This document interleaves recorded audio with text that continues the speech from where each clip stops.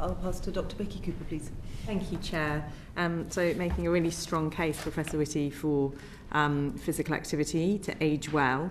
I wonder if you could just talk to us about what would be the most effective public health interventions to ensure that we are seeing increased physical activity in older people. Well, I'd like to preface this, and of course you know this, but I'm going to say it anyway, that if people go into older age having done a lot more physical exercise, they start off with essentially huge amounts of money in the bank, because for all of us, our muscle strength and our muscle mass, our bone strength and so on decrease beyond a certain point. I'm already on the slide. I regret to say most of you are as well. And if you can go in into older age, starting off with a lot more, then actually there's a high chance you'll get to the end of your life, hopefully a very happy and fulfilled life with minimal impact. So it is important you do it all the way through life. It is never too late to start, and we'll be talking about it in older age, but I do want to emphasise that actually doing exercise all the way through the life course makes an enormous difference in old age subsequently. Then within that, differentiation you know, but I'm just going to spell it out for in a sense for those watching. There's the primary prevention things you can do, which are aimed at trying to ensure the whole population is able to have greater degrees of physical activity, in a sense not making differentiation between those who've got risks and those who haven't. And then there's the secondary prevention, which is where doctors, nurses, physiotherapists, potentially even pharmacists, can help people to realise they are at particularly increased risk, and therefore it is particularly important they do things. Now, the reason I'm differentiating those is I think quite a lot of it should be done on the primary prevention. We should simply make it easy and attractive for everybody to increase the amount of physical activity they do. And unfortunately, some of the areas with the biggest risks have the least capacity to do this. So for rural areas, for example, physical activity rates are significantly lower than in urban areas. Now, you look around, when you're in a rural area, you think, why were people not going for a walk? Why are they not doing these kind of things? And then you realise that actually to get to the fantastic path network we have, you have to go along a busy A road which hasn't got any kind of pavements. So people get trapped in their own homes and not able to access the kind of exercise and other physical activity which people in urban areas can do. I'm just taking that as an example. Many areas which have got older people have very poor access to very steady pavements, for example. The single reason why most older people give for not walking is they're worried about pavements being uneven. That is way ahead of absolutely everything else.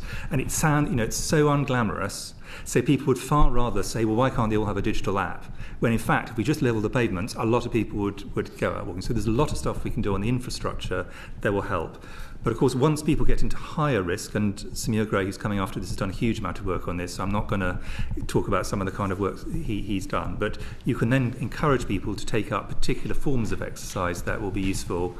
And as you know, there's overall exercise, cardiovascular exercise, there's strength exercise to keep your muscles going, and there's balance exercise, and if I'd add in a fourth, flexibility, and those are slightly different, and you will need to do different forms of exercise to achieve all of those. And for all of those, what you want to do is make them fun or useful. Making it dull and useless is almost guaranteed that people won't do it, so it's got to be one or the other of fun or useful.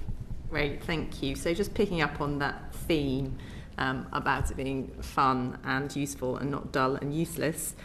Public health messaging, how are we doing in terms of our messaging to incentivise older people to be more active, do you think? I think quite poorly.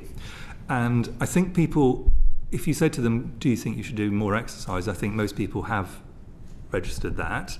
I think, though, even for that, I think people think they have to walk 10 miles a day and do a whole bunch of things. And the point I was making at the beginning is really quite modest amounts of exercise 2 or 3 times a week make a huge difference. And the biggest impact is people who are doing nothing, doing a bit, and then people who are doing a little bit, doing a bit more. Fantastic if someone in their 70s is cycling 50 miles a day, brilliant. And if they cycle 90 miles a day, probably even more brilliant, probably. But the big gains are right at the beginning. So I think the first thing is we get that wrong. And then secondly, I think we don't make clear to people they do need to do different sorts of exercise for strength and for balance. Mm-hmm. And once someone's had a fall or two, they tend to lose their confidence and tend not to get out, and that starts a whole chain reaction of both physical and mental decline, because people become isolated and afraid to do physical activity and so on. So it is important we have all of those, and we make all of them very clear. Great. So just thinking, what's been quite successful, I think, in terms of exercise for more sedentary people has been that couch to 5K messaging. That seems to have landed quite successfully, and I wonder if you think there might be a sort of comparable exercise messaging package that we could consider for sort of ageing well. I think if there was a marketing person here, they would be saying this is an absolutely classic situation. You should segment this market, that what works for one person doesn't work for another. And for someone, one person it might be Bhangra dancing, and for another person it might be bowls, and for another person it might simply be a walk to the butcher when they previously got off the bus. So, but with all of them, what you want to do is to build it around the person and build a package which they can enjoy.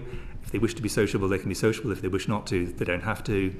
And for some people, which they can do in their own homes. And very, very few positive things came out of COVID. But one thing that did was the ability for people, for example, to do group exercise classes while staying in their own home, sitting in their own chair, doing kind of things. So, but what we need to do is tailor it around people. There are many examples, and as you know, I did a report on ageing.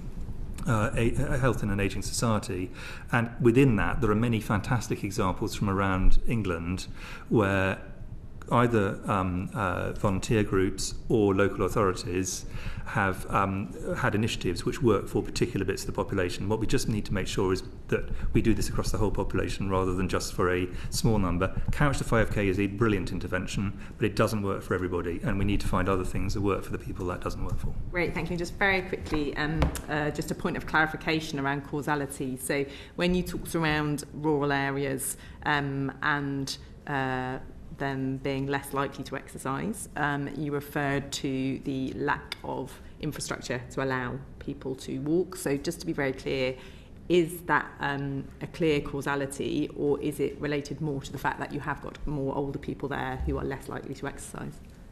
Person for person, there is less exercise. So you've got, in a sense, both are true. There is a much higher proportion of people who are older. And secondly, for those who are older, they are less able to access all forms of exercise, whether it's walking, I just use that as an example. They can't get to gyms or swimming pools. There probably isn't a local bowls club or whatever people are doing for strength or balance. It may be quite a long way to go for a dance in the evening. So these are all things, and we need to think about them, and these are addressable problems. They're even easier if someone's actually in a largish village or a small town, but even in very rural areas, you can do it. Most people are in some form of community, and it's communities really that tend to make this possible. Great, thank you. Thank you, Chair.